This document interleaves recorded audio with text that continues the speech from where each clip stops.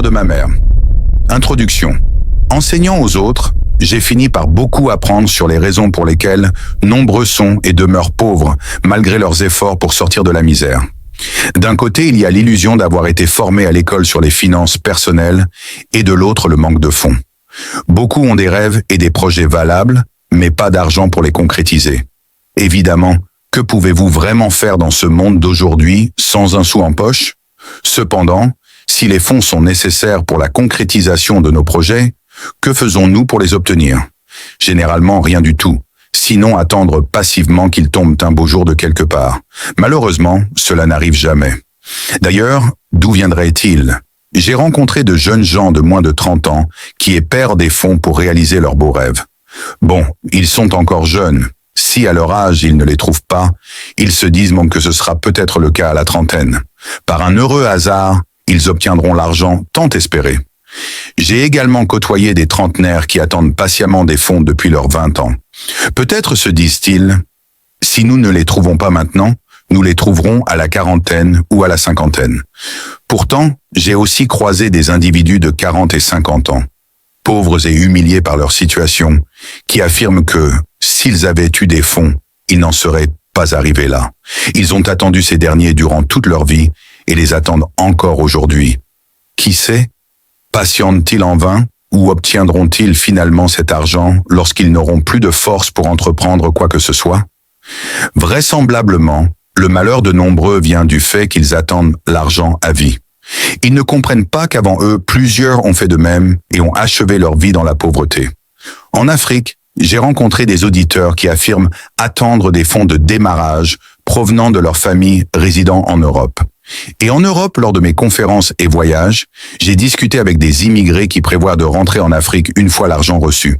C'est paradoxal. Et vous-même, chers lecteurs, avez-vous besoin d'un capital pour vous lancer? L'attendez-vous aussi? Depuis combien de temps? 1, 5, 10, 15 ans? Patienterez-vous encore pendant combien de temps? De qui espérez-vous l'obtenir? Quant à moi, je fus l'une de ces personnes qui attendirent longtemps l'arrivée des fonds pour se lancer dans la vie.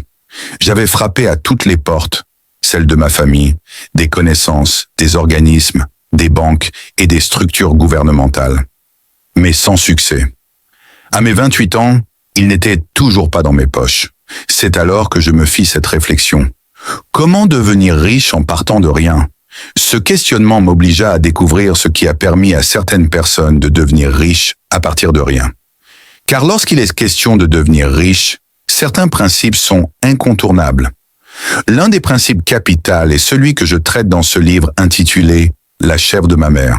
Il consiste à construire son capital avec les moyens du bord dont on dispose plutôt que de l'attendre indéfiniment. Incrédule au départ, je me demandais comment se construire un patrimoine avec un revenu aussi faible qui est le mien? J'arrive à peine à joindre les deux bouts. En effet, à cette époque, je gagnais environ 15 $ par mois. Après un moment d'hésitation, repensant à l'histoire de la chèvre de ma mère, je me résolus aussitôt à appliquer le dit principe.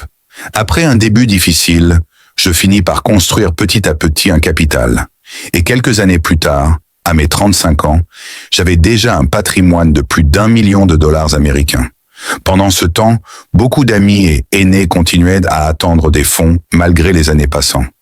La Bible ne dit-elle pas « À celui qui a, on ajoutera, à celui qui n'a pas, on retranchera le peu qu'il devrait avoir. » D'où si vous n'avez rien, il y a beaucoup de chances qu'aucune banque ne vous fournisse les fonds que vous espérez. Mettez-vous à construire votre pécule. Plus vous aurez d'argent, et plus vous aurez la chance d'en obtenir. Ce livre, essentiellement basé sur mon expérience personnelle de la prospérité et sur celle de plusieurs individus dont j'ai étudié le succès financier, va vous révéler le principe qui m'a permis de partir de strictement rien et de faire fortune. Son but est d'aider ceux qui désirent réussir leur vie financière en partant du néant. Grâce à des exemples et des illustrations diverses, ils pourront acquérir une connaissance pratique sur la nature du principe, la meilleure façon de l'appliquer, les difficultés qui peuvent surgir et sur les stratégies pour les surmonter, jusqu'à générer d'heureux résultats concrets, la richesse financière. Il enseigne non seulement la manière d'obtenir l'argent, mais surtout de le garder et de le faire fructifier. Comme vous le découvrirez, grâce au principe appris de la chèvre de ma mère, J'ai pu transformer ma vie de pauvre misérable en celle d'un millionnaire, et ce, en moins de 7 ans. Et comme la façon la plus rapide et la plus universelle pour réussir consiste à apprendre auprès de ceux qui ont réussi, vous trouverez ici le point de départ vers votre propre richesse. Enfin, je vous prie, à votre tour, de bien vouloir raconter cette histoire simple de la chèvre de ma mère à vos amis, parents, employés et membres de votre église ou de votre communauté. Car je suis convaincu que tout le monde peut changer sa vie en connaissant et en appliquant cette loi. Le plus grand bien que je peux faire aux autres n'est pas de leur distribuer ma fortune, mais de leur faire partager ce moyen simple qui leur permettra de ne plus manquer d'argent, comme le dit l'adage chinois.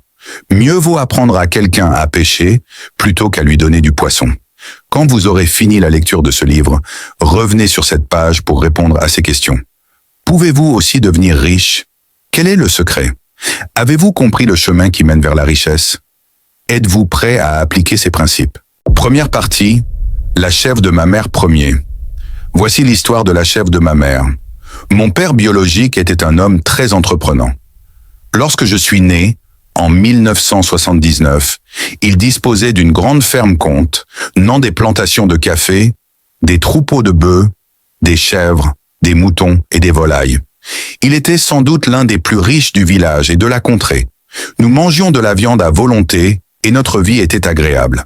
Mais, un beau jour, alors qu'il était à peine dans la quarantaine, et moi 6 ans, il tomba malade. Son état de santé se détériora très vite et il décéda. Ce fut un certain Jeudi Saint de 1986.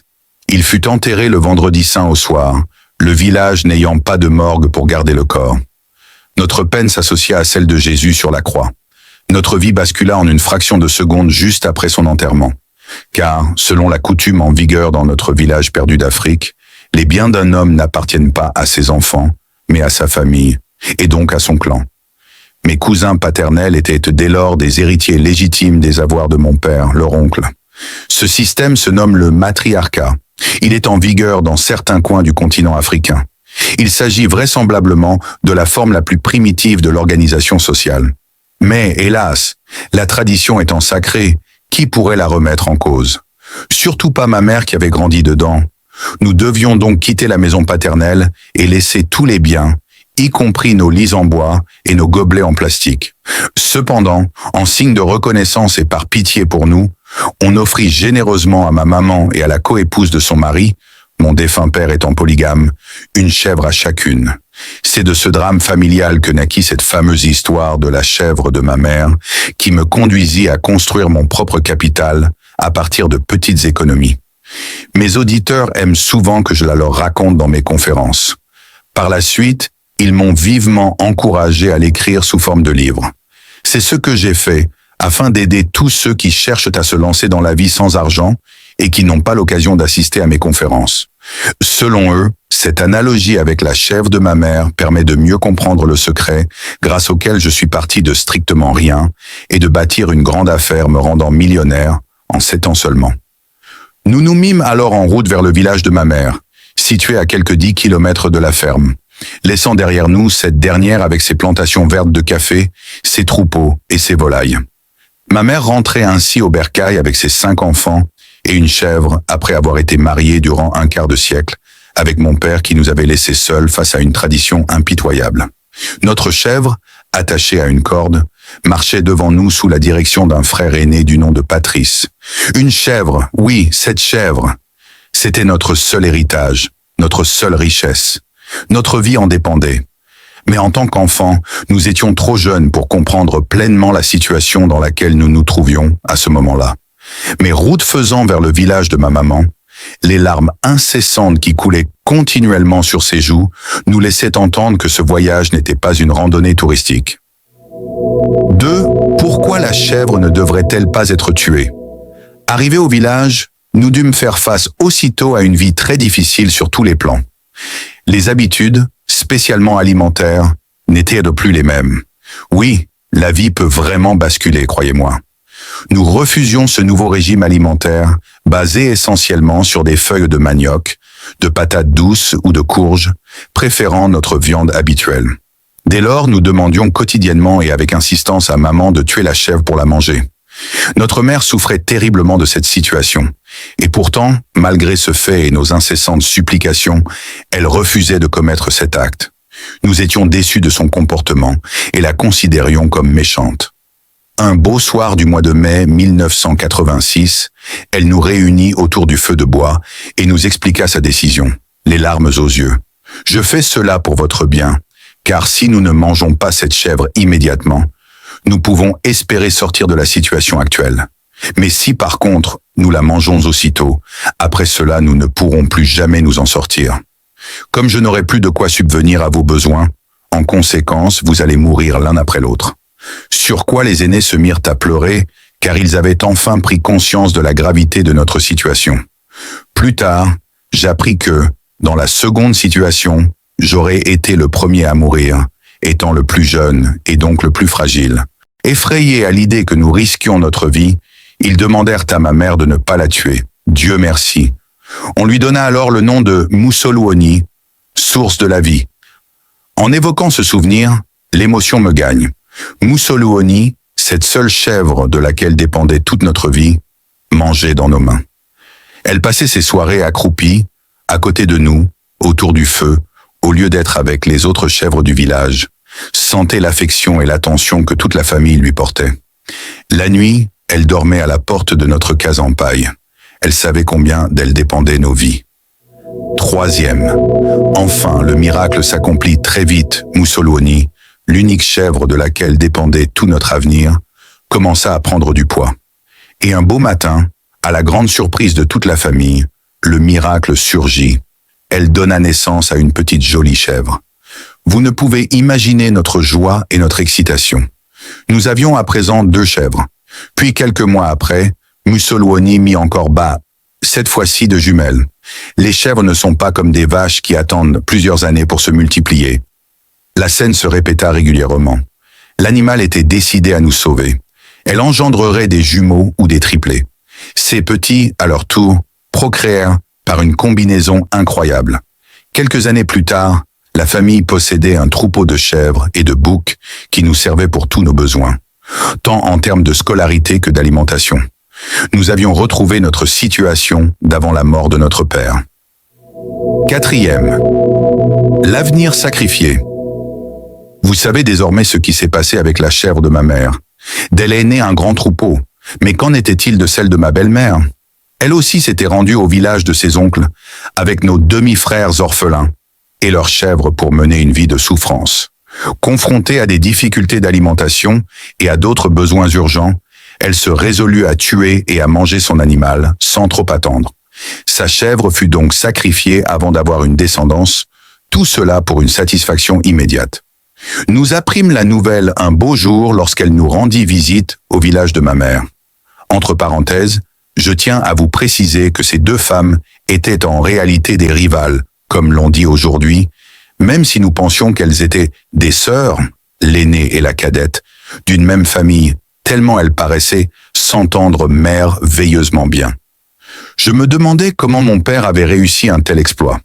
Notre belle-mère nous avoua qu'elle n'en pouvait plus de voir pleurer ses enfants qui réclamaient de la viande. Elle était très étonnée lorsqu'elle constata que nous possédions un grand troupeau de chèvres. Elle prit conscience qu'en sacrifiant son animal, elle avait ainsi choisi la satisfaction immédiate aux dépens d'un avenir heureux. 5. De nouveaux maîtres et l'extermination des chèvres. Alors que de Mussolwoni naquit un grand troupeau, qu'en était-il des nombreuses chèvres de nos cousins?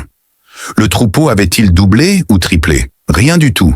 Ces derniers les avaient exterminés, tout comme leurs bœufs, les moutons et leurs volailles, dans un espace de temps relativement court.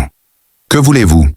Il est difficile, dit-on, de bien administrer les biens non acquis par ses propres efforts. Ce fut le cas pour nos cousins qui se retrouvèrent, du jour au lendemain, maîtres de l'héritage de leur oncle, mon père. Contrairement à ce dernier qui était éleveur, eux étaient de fils biologiques de chasseurs. Dès lors, ils tuèrent le bétail de leur défunt oncle, comme leur père abattait les antilopes dans la forêt. Par cette pratique, ils vidèrent toute la ferme de ses troupeaux. Un jour, alors que j'avais 10 ans, ma mère, mes frères et moi visitâmes l'exploitation. Il n'y avait plus aucune chèvre, ni aucun mouton. Nous fûmes très étonnés. Et comme j'étais encore trop jeune pour savoir me taire, je demandai au responsable la raison de l'absence des animaux. Un peu embêté, il me répondit les avoir éliminés au profit des champs de manioc. Je savais que cette raison n'était pas la bonne, le travail dans les champs de manioc étant réservé aux plus démunis du village qui ne pouvaient s'acheter les chèvres. Mais ayant exterminé le bétail, ils n'avaient plus de choix que de survivre avec le champ. Cette situation rappelle Adam et Ève. Après avoir péché, ils perdirent la gloire et furent forcés de faire le champ. Ceux qui héritent de richesses sont souvent pressés de les dépenser. Ils pensent à tort, comme le bonhomme Richard de Benjamin Franklin. Que ferait une si petite dépense devant cette grande fortune? Mais à force de puiser l'eau du puits sans rien y mettre, on finira par voir le fond. Quand le puits est vide, c'est alors que l'on connaît le prix de l'eau. C'est ce qui se passa avec nos cousins. Ainsi finit l'histoire de la chèvre de ma mère. D'elle naquit un grand troupeau. Celle de notre belle-mère fut dévorée sans descendance. Quant au troupeau de mes cousins, ils furent exterminés pour satisfaire leurs besoins immédiats. 6. Pourquoi ai-je écrit la chèvre de ma mère? Ma maman n'a jamais fréquenté l'école, même pas le niveau primaire. En ce 21e siècle, elle ne sait malheureusement pas lire l'heure. Pourtant, j'ai appris d'elle une grande leçon sur la richesse et l'enrichissement, qui me permit de partir de strictement rien et de devenir un grand homme d'affaires. Ma réussite est l'un des sujets principaux de mes conférences, coaching, cours ou séminaires sur le succès financier personnel. Lorsque je parcours le monde pour donner mes enseignements, je constate que les gens sont d'abord sceptiques.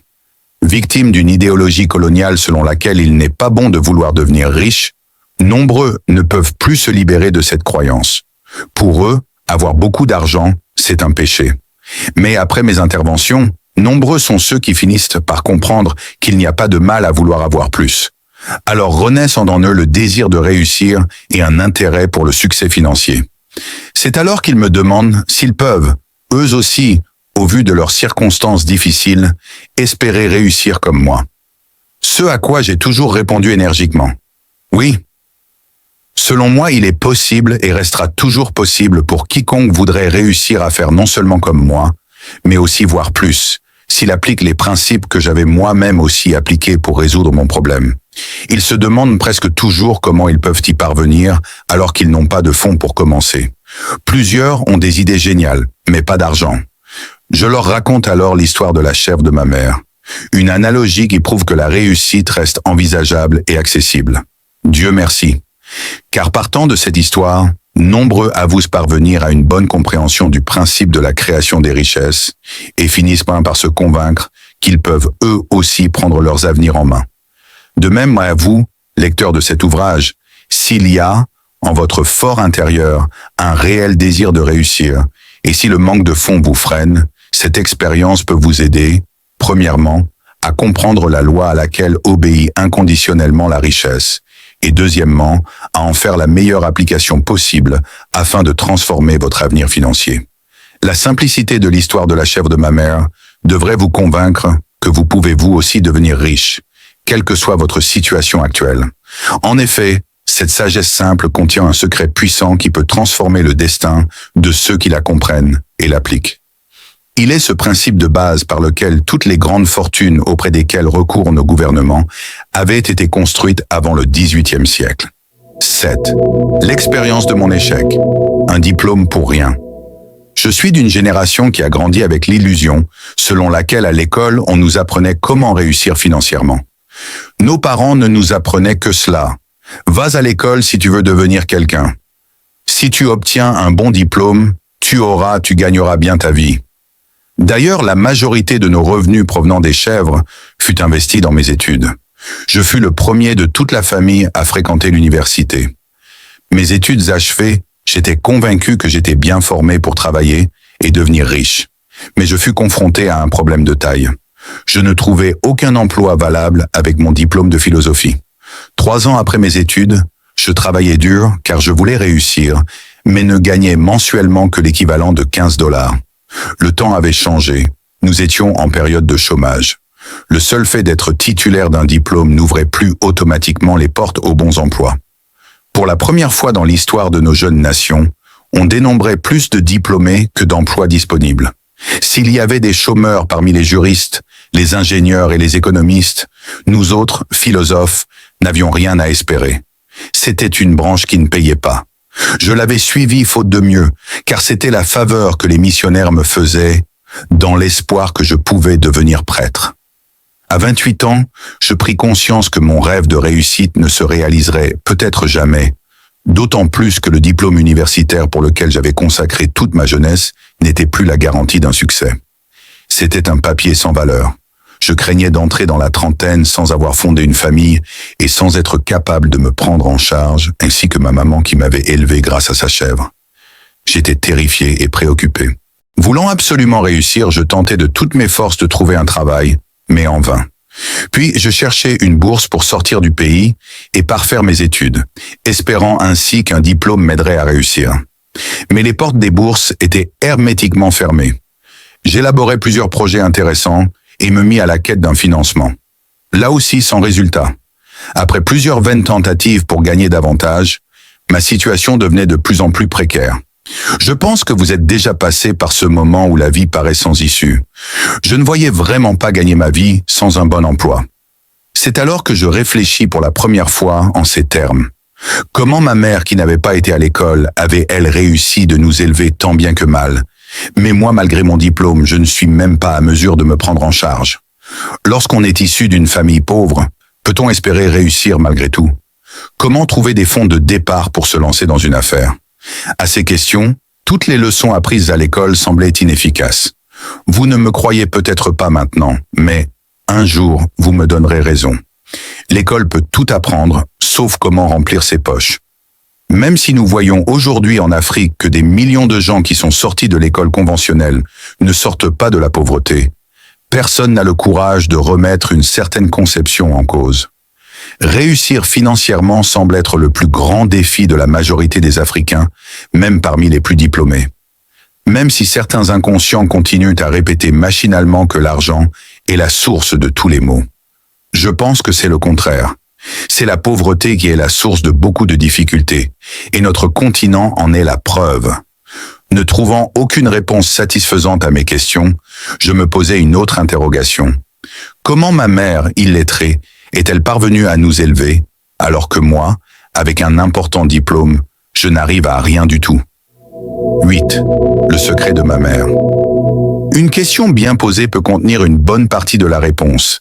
C'est grâce à la réflexion suscitée par ce questionnement qu'un jour je parvins à établir le parallélisme entre la chèvre de ma mère au village et les billets de banque en ville. Je finis par comprendre que ces derniers n'étaient qu'une représentation de nos chèvres au village. La chèvre était le capital, la richesse, l'argent de ma mère. Dans la ville où je vivais, une chèvre coûtait $50. Je résolus de ne plus suivre la voie classique vers la réussite qui consistait à chercher indéfiniment un travail qu'on ne trouvait jamais ou à attendre désespérément un crédit pour un capital de départ dans les affaires, alors qu'une banque digne de ce nom n'en octroyait pas à ceux qui commençaient. Je tiens à rappeler que dans beaucoup de pays d'Afrique comme là où j'ai vécu, la banque ne peut vous octroyer un crédit que si vous arrivez à présenter des garanties en immobilier équivalent au montant que vous sollicitez. N'est-ce pas une manière de condamner le pauvre à jamais à la pauvreté? Comment quelqu'un qui ne gagne même pas de quoi construire une maison peut-il présenter la garantie d'une maison? C'est bien cela le paradoxe. 9. Comment cette histoire a changé ma vie? Par analogie à la chèvre de ma mère, je compris que chaque fois que j'avais un billet de $50, je possédais moi aussi une chèvre. De même, lorsque je dépensais une telle somme pour une satisfaction immédiate, cela équivalait à tuer la bête et à mettre fin à toute la descendance qu'elle pouvait m'offrir à long terme, comme l'avait fait ma belle-mère. Je compris que, comme avec ma mère, je devrais garder le billet de $50 et le faire fructifier. Mais le problème, c'est que je ne le possédais pas. Je me fixais l'objectif d'atteindre d'abord $50, l'équivalent d'une chèvre. Mais avec mon revenu mensuel de $15, je ne pouvais, malgré mes sacrifices, économiser plus que $10 par mois. Il me fallait donc attendre 5 longs mois pour réunir cette somme. À cette époque, je fis des recherches approfondies sur les lois de la richesse financière et de l'enrichissement. Je ne découvris rien d'autre que cette loi de l'épargne. épargner au moins 1/10 de tout ce que l'on gagne pour parvenir à l'autonomie financière. Bien que ne croyant pas trop à ce principe, je pris la résolution de l'expérimenter. Heureusement pour moi, le miracle s'accomplit en moins de 3 mois. Avec un ami, j'aidais un aîné à faire ses courses. Pour nous remercier, il nous gratifia chacun de $30. Ce soir-là, je me retrouvais avec $50, soit l'équivalent de la chèvre de ma mère. J'étais très content, revivant en quelque sorte cette histoire d'enfance. Mon collègue agit exactement comme ma belle-mère, c'est-à-dire qu'il dépensa l'argent, achetant des habits pour assister à une fête de fin de semaine. Quant à moi, j'imitais ma mère, prenant la décision de ne pas tuer la seule chèvre que j'avais dans l'espoir qu'elle procrée. En vérité, devenir riche n'a pas uniquement à voir avec la quantité d'argent qu'on gagne, mais surtout avec ce qu'on fait avec son argent gagné. Dans notre façon d'utiliser l'argent, nous ressemblons toujours à l'une de ces 3 catégories des gens. Ma belle-mère représente toutes ces personnes qui gagnent de faibles revenus et qui malheureusement les utilisent uniquement pour les dépenses de consommation et trouvent que ce qu'ils gagnent est tellement insuffisant qu'il n'est pas question d'économiser. Ce sont ceux qui tuent leur seule chèvre. Ils sont condamnés à rester pauvres pour le reste de la vie. Les cousins représentent ceux de la classe moyenne. Ceux qui gagnent des revenus élevés, mais qui ont un standing de vie tellement élevé au point qu'ils gaspillent tous leurs revenus dans la consommation. Voyages, voitures, habits. Ce sont ceux qui tuent leur troupeau de chèvres et n'économisent rien. Ma mère représente ces personnes qui parfois gagnent de très faibles revenus, mais qui, dans leur sagesse, font le sacrifice d'économiser une partie de ces revenus dans l'objectif de constituer un capital d'investissement. Elles connaissent la loi de la prospérité financière. Un troupeau peut naître d'une seule chèvre. 10. L'argent peut-il se multiplier? Le problème qui se posait était de savoir comment faire fructifier les $50. La chèvre enfantait naturellement. On ne pouvait que la nourrir et attendre le miracle de la vie. Le billet de $50, qui équivalait à la chèvre, ne pouvait pas se multiplier soi-même. Alors, je lis la suite de la loi de la prospérité financière après l'économie. Parvenir à bien investir ses économies afin de générer des intérêts. Je me fixais alors l'objectif d'atteindre $400, soit l'équivalent d'un troupeau de 8 chèvres. J'avais prévu de rendre toutes sortes de petits services pour gagner cet argent. Malgré quelques difficultés au début, je finis, à force de travail et d'économie, à réunir les $400, et ce en moins de temps que prévu. J'avais ainsi compris l'autre principe du succès, avoir des objectifs élevés et des plans pour les atteindre. Je voulais doubler mes fonds, mais ayant saisi que l'objectif devait être conséquent, je me fixais comme but de rassembler $3 500 en une année. Comme j'étais déjà bien rodé en matière d'économie et de débrouillardise, je parvins à cet objectif avant 12 mois. Cette somme, j'aurais pu l'utiliser pour meubler ma maison, me payer une voiture ou bien des vêtements. Mais étant donné qu'elle représentait le troupeau des chèvres de ma mère, je ne voulais pas la dépenser. Je déménageais dans une autre ville. Le coût de la vie étant de loin plus élevé, une chèvre valait $100 au lieu de $50. J'en conclus que mon capital équivalait à 35 chèvres. Je ne pouvais donc pas me sentir pauvre. C'est ainsi que j'ai commencé dans les affaires. Dans les pages qui suivent, je vais vous faire part de ces principes qui m'ont permis de passer de $15 à $50, de $50 à $400, de $400 à $500, $3 500, puis de $3 500 au million. Si vous pouvez donc espérer obtenir un billet de $50 ou de $100 selon le prix de la chèvre dans votre milieu de vie, alors vous avez la chance, vous aussi, de vous enrichir comme moi, à condition de respecter le principe de l'épargne et de suivre les astuces et stratégies que j'expose dans ce livre. En résumé, la prospérité répond à une loi naturelle, celle de l'épargne et de l'investissement. De même qu'un troupeau de chèvres naquit d'une seule chèvre bien gardée, vous pouvez aussi devenir riche progressivement si vous économisez et investissez une partie de votre présent revenu. Cela est une responsabilité personnelle. N'attendez ni le gouvernement ni personne d'autre pour le faire à votre place. Un avenir riche se crée par l'application de la sagesse financière.